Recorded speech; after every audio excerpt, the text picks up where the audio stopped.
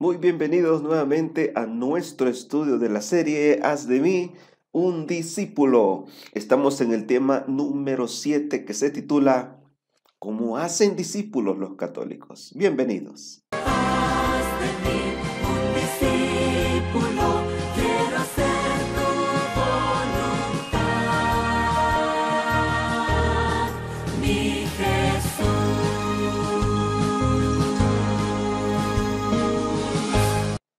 Muy bien, como les decía, hoy vamos a estudiar cómo hacen discípulos los católicos. Y vamos a ver en otros videos otros grupos cristianos cómo están haciendo discípulos. ¿Por qué estamos estudiando este tema o desde este punto de vista? Bueno, porque saben que en el mundo hay más de 7.900 millones de personas, de las cuales el 24% es cristiana. O sea, estamos hablando de unos 2.500 millones de personas cristianas. De esos 2.500 millones de cristianos, el 54% dice ser católico según los registros católicos. Entonces nos preguntamos, ¿qué beneficio ha traído a la sociedad tener cristianos católicos? Bueno, pareciera que no ha sido mucho debido a que en América Latina, por ejemplo, donde la mayoría de los países son mayormente católicos, todos los países son tercermundistas, están atrasados en desarrollo, hay mucha corrupción en la política, mucha violencia en la sociedad, mucha desigualdad también en cuanto a adquisición de recursos y también hay mucho pecado, mucha inmoralidad. O sea, pareciera ser que ser cristiano católico no está sirviendo de mucho.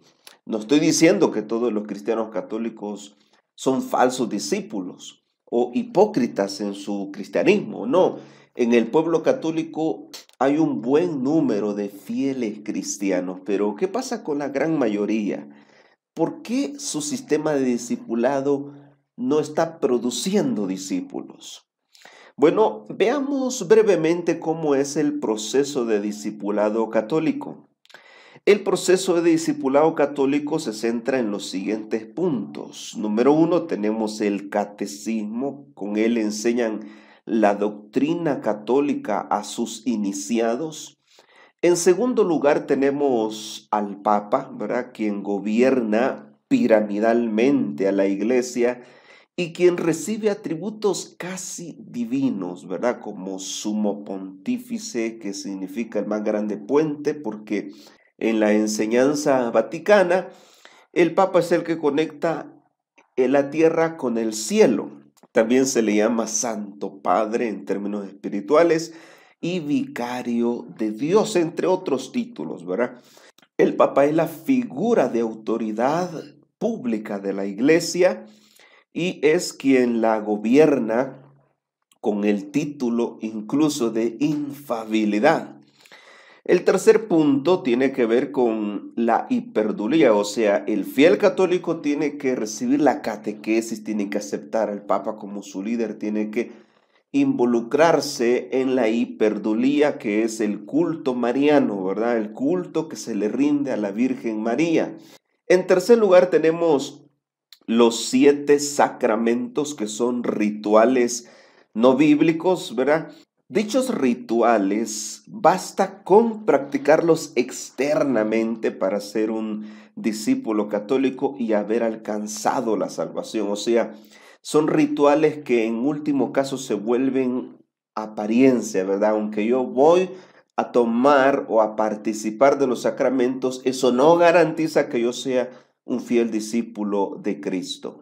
Tenemos la adoración dominical, porque para la iglesia romana el día principal de culto, según enseñan ellos, es el domingo, el cual ha sustituido al sábado bíblico.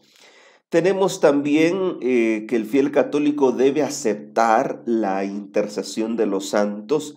Es más, se les enseña a rogar a Dios a través de algún santo o beato, ¿verdad? porque ellos creen que toda persona declarada por la Santa Iglesia Madre como beato o santo puede interceder por los pecadores en este mundo después de su muerte. También tenemos lo que es la misa, o sea, el fiel católico debe participar de la Santa Misa, que es una mezcla de paganismo con cristianismo, donde se ofrece la Eucaristía o el cuerpo y la sangre de Cristo. Sin embargo, a ellos se les enseña que ese pan y ese vino son el cuerpo y la sangre literales de Jesús, porque el sacerdote tiene el poder de convertirlos a través de lo que ellos llaman la transustanciación. Y el último punto que quiero mencionar es la tradición de la iglesia, o sea, al fiel católico se le enseña a aceptar y practicar las tradiciones de la iglesia, las cuales pueden variar según el país, ¿verdad? Hay algunas que son universales, sin embargo, estas tradiciones tienden a estar sobre un escrito está, o sea, no importa lo que diga la Biblia, ellos se aferran a la tradición. Entonces, el problema es que estos puntos de discipulado no están formando discípulos de Cristo, sino discípulos del Papa, discípulos de María y no verdaderos cristianos. Ahora veamos un poquito más detalladamente los sacramentos, ¿verdad? Entre los sacramentos tenemos el bautismo, que es por efusión y en su gran mayoría es aplicado a bebés. O sea, el bebé no pide el bautismo, quien pide el bautismo es el padre. Por esa razón se realiza la confirmación, donde el joven confirma el rito del bautismo que sus padres hicieron por él. El tercer sacramento es la Eucaristía, que es comer la carne y sangre de Cristo, sustituidos literalmente por el pan y el vino. O sea, se le enseña al fiel católico que ese no es un pedazo de pan, sino es la carne literal de Jesús, ¿verdad? Y se vuelve a ofrecer y se vuelve a sacrificar en cada misa. Ahí hay algunos puntos, ¿no? Entonces que chocan con lo que la Biblia enseña. Bueno, tenemos también la penitencia, donde el fiel católico está obligado a confesarse periódicamente ante un cura para que éste le perdone sus pecados y le imponga penitencias meritorias. Eso significa que al cumplir dichas penitencias, el fiel católico hará méritos que le harán obtener el perdón divino. ¿Será así como lo enseña la Biblia? Bueno, tenemos también lo que es el matrimonio. El problema con este punto es que en la Iglesia Vaticana se permite el matrimonio en yugos desiguales y también en algunos casos el matrimonio homosexual. Y este ha sido un grande problema para la Iglesia romana, el homosexualismo, ya que hay estudios que muestran que 7 de cada 10 sacerdotes católicos practican el homosexualismo. Esto debido quizás a la imposición del voto de celibato con el sexto sacramento, que es la orden sacerdotal, donde se habla de que la iglesia llama a algunos hombres y mujeres a involucrarse en el sacerdocio católico. Entonces, si una persona acepta el llamado a ser sacerdote o monja, se somete a votos de obediencia, pobreza y celibato que comprometen su conciencia. Y el séptimo sacramento tiene que ver con la extrema unción, ¿verdad? Administrada solo a fieles católicos antes de morir para que éste tenga viáticos, o sea, ciertos méritos que le permitan ir al cielo y no al purgatorio o infierno si hubiese cometido pecados. ¿Serán entonces estos puntos bíblicos? ¿Los sustentará la palabra? Ese es el punto. Entonces nos preguntamos, ¿qué está mal en este proceso de discipulado? Bueno, quizás lo que está mal es que no es bíblico, no sigue el ejemplo de Jesús, por lo tanto la persona al transitar por este proceso de discipulado no se formará como un verdadero discípulo de Cristo. ¿Por qué razón? Veamos, por ejemplo, el caso del catecismo. Este casi sustituye a la Biblia porque la persona que está siendo adoctrinada no lo hace a través de la Biblia, sino a través del catecismo. Claro, hay folletos, guías de estudio bíblico, pero se basan, valga la redundancia, en la Biblia. Sin embargo, el catecismo se aleja de la Biblia y se basa más bien en los postulados papales. La palabra del Señor dice en 2 de Timoteo capítulo 3, versos 16 y 17, toda la escritura es inspirada por Dios y útil. Vean, ¿para qué es útil? Para enseñar, corregir, instruir en justicia a fin de que el hombre sea perfecto, enteramente preparado para toda buena obra. En otras palabras, si vamos a doctrinar a alguien, debemos hacerlo con la Biblia. El segundo punto es el liderazgo papal. La iglesia debe estar organizada, sí es verdad, pero su organización y autoridades deben ser puestas por Dios y estas autoridades deben estar en armonía con los principios enseñados en la Biblia.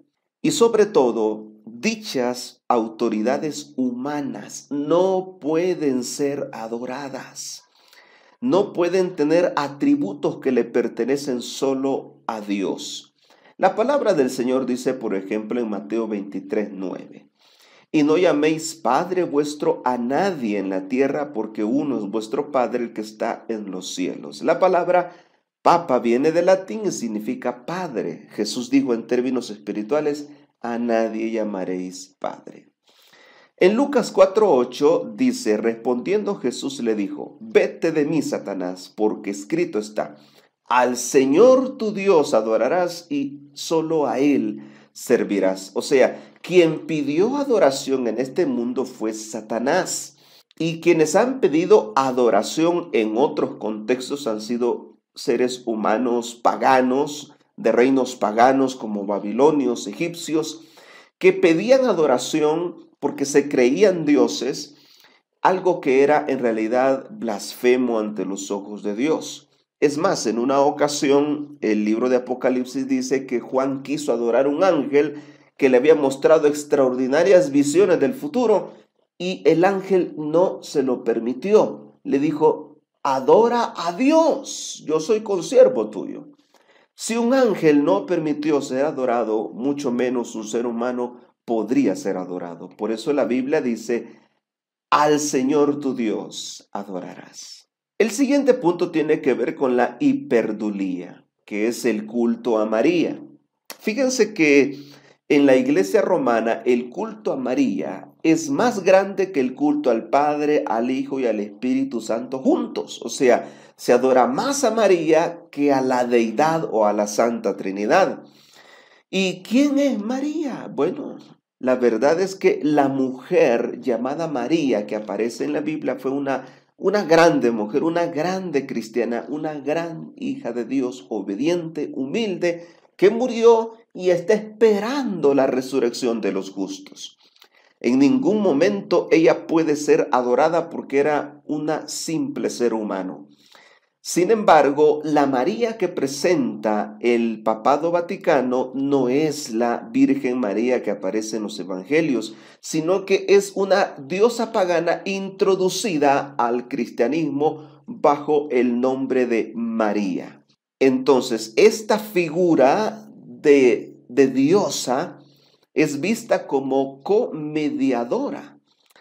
Y también en el libro María descubre su misterio, en la página 9 dice, aunque reina de cielo y tierra, todavía sigue siendo la humilde esclava del Señor. O sea, para la iglesia romana, María es la reina del cielo. Primera de Timoteo capítulo 2, verso 5 dice, hay un solo Dios y un solo mediador. O sea, no hay más mediadores. En el cielo no hay más mediadores, no hay más intercesores, no hay comediadores, no hay beatos, no hay santos, no.